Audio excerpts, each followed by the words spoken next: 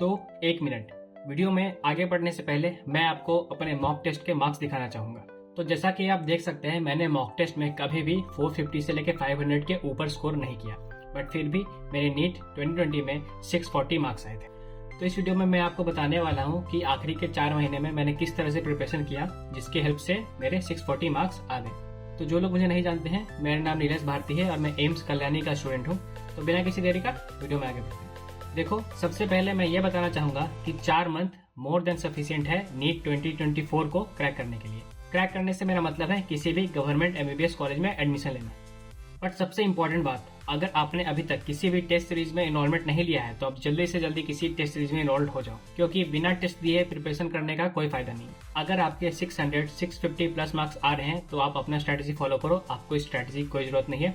But अगर आप 350 से 450 के बीच में स्टक हो या आपका मार्क्स आगे नहीं बढ़ पा रहा है, किसी भी आप पार्टिकुलर मार्क पे स्टक हो गए हो और आपका मार्क्स नहीं बढ़ पा रहा है, तो आप इस वीडियो को पूरा देखो। मैं आपको मैंने क्या क्या किया था वो मैं आपको बताने वाला हूँ। तो इससे पहले मैं आपको एक थोड़ा अपने बारे में बताना चाहूंगा। मैं एलन का DLP स्टूडेंट था अपने टाइम पे। मेरे टाइम पे इतने सारे ऑनलाइन रिसोर्सेज अवेलेबल नहीं थे, तो मैं एलन के ऑफलाइन टेस्ट सीरीज में इनरोल्ड था, जो कि मैं सेंटर पे जाके हर 14 दिन पे अपना टेस्ट देता था। फिर फरवरी 2020 में क्या हुआ, लॉकडाउन हो गया, तो उस टाइम पे नीट पोस्टपोन हुआ था। तो अगर उस टाइम नीट का एग्जाम मई में हो जाता तो मेरा सिलेक्शन नहीं हो पाता, मुझे एक और बार ड्रॉप लेना पड़ता। तो मैंने अपना प्रिपरेशन मई, जून, जुलाई और अगस्त, इन 4 महीनों में मैंने अपना प्रिपरेशन किया।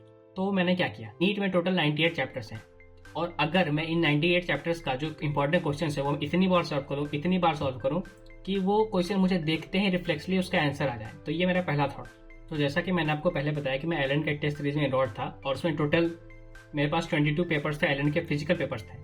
तो मैं क्या किया, मैं सारे पेपर्स को इकट्ठा कर लिया। तो उसमें हर पेपर में 180 क्वेश्चन था उस टाइम पे, तो अभी 200 क्वेश्चन का पेपर होता है। और मैं सारे क्वेश्चंस को इतनी बार सॉल्व किया कि उस क्वेश्चन में से, अगर उन पेपर्स में से अगर कोई भी क्वेश्चन आ जाए मुझे, तो मैं एग्जाम में मेरे से मिस ना हो। तो जो क्वेश्चन उस पेपर में टफ लगता था उसको मैं सर्कल कर लेता था कि वही क्वेश्चन को मैं बार बार देखता था दोपहर के टाइम में। तो अब बात आती है कि अगर मैंने तो एलन टेस्ट सीरीज बहुत बार सॉल्व किया और मेरे पास आकाश के मॉड्यूल्स भी थे।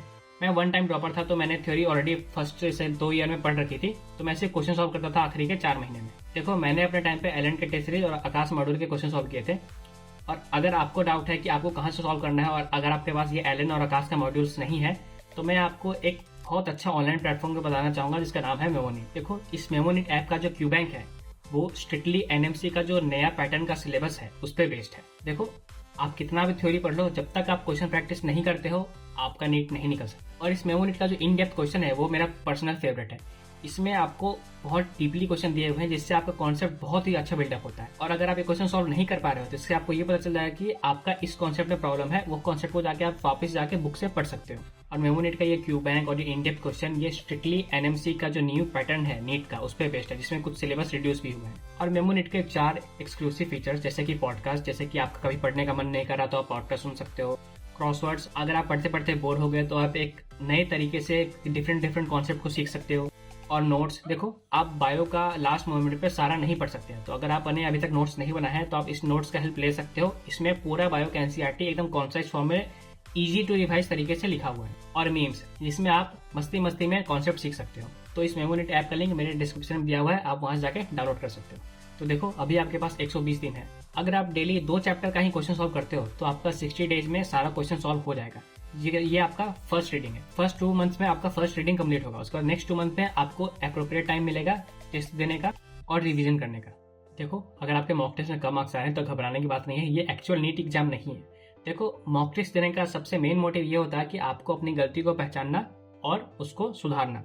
ये नहीं है कि आपके अगर इसमें कम मार्क्स आ रहे हैं आपके नीट में भी कम मार्क्स आएंगे। मेरे खुद के 150 मार्क्स इंक्रीज हुए हैं मॉक टेस्ट और नीट में। तो ये मत सोचो कि आप मॉक टेस्ट में कम मार्क्स आ रहे हो तो आपके नीट में भी कम मार्क्स आएंगे। जो क्वेश्चन आपके मॉक टेस्ट में गलत हो रहे हैं ना, उससे आप इतनी बार सॉल्व करो कि वो क्वेश्चन आपका नीट एक्चुअल एग्जाम में कभी गलत ना हो। और टोटल 98 चैप्टर्स ही हैं, वही क्वेश्चन हैं, वही कॉन्सेप्ट हैं, कितने नए तरीके से पूछेंगे। नीट का एग्जाम कंपेरेटिवली आसान होता जा रहा है। ये एक्यूरेसी पे ज्यादा बेस्ट है कि रैदर देन कि आपका कॉन्सेप्ट कितना अच्छा है। इसलिए आप जितने ज्यादा क्वेश्चन सॉल्व करोगे आप उतना अच्छा रैंक ला सकते हो एक्चुअल नीट के एग्जाम में। तो हिम्मत मत हारो, अभी भी आपके पास 4 महीने हैं। और अगर आपके पास कोई रिसोर्स अवेलेबल नहीं है तो मैंने आपको बताया मेमोनीट के बारे में, आप उसका सारा क्वेश्चन सॉल्व कर सकते हो, क्योंकि टेस्ट देना बहुत जरूरी है, क्वेश्चन क्यू बैंक सॉल्व करना बहुत जरूरी है। अभी भी मैं अपने MBBS के टाइम में भी बहुत सारे ऑनलाइन प्लेटफॉर्म्स का यूज करता हूँ, जिससे मैं क्वेश्चन भी सॉल्व करता हूँ और उसके नोट्स भी पढ़ता हूँ। तो इस वीडियो का समरी ये है, आपके पास 120 डे है, आपको डेली 2 चैप्टर्स का सारा क्वेश्चन सॉल्व करना है। आप कहीं से भी सॉल्व करो, आप मेमोनेट ऐप से सॉल्व करो, आप किसी मॉड्यूल से सॉल्व करो, आप किसी टेस्ट सीरीज से सॉल्व करो, ये आपके ऊपर है। बस आपको शुरू के 60 दिन में आपका फर्स्ट रीडिंग कंप्लीट करना है। फिर आगे के 60 दिनों में आपको रिवीजन में फोकस करना है और टेस्ट सीरीज पे फोकस करना है। बस आप ये रिपीट करते रहो और रिजल्ट की चिंता मत करो, क्योंकि रिजल्ट आपके हाथ में नहीं है, आपके हाथ में सिर्फ आपका प्रिपरेशन है। बस उसे मन लगा के करो, उसमें अपना बेस्ट दो। तो इस वीडियो में इतना ही। अगर आपका कोई भी डाउट है इस वीडियो से रिलेटेड तो आप इस वीडियो के कमेंट सेक्शन में कमेंट कर सकते हो, मैं आपको आंसर करने की कोशिश करूंगा। तो मिलते हैं नेक्स्ट वीडियो में, तब तक के लिए बाय बाय।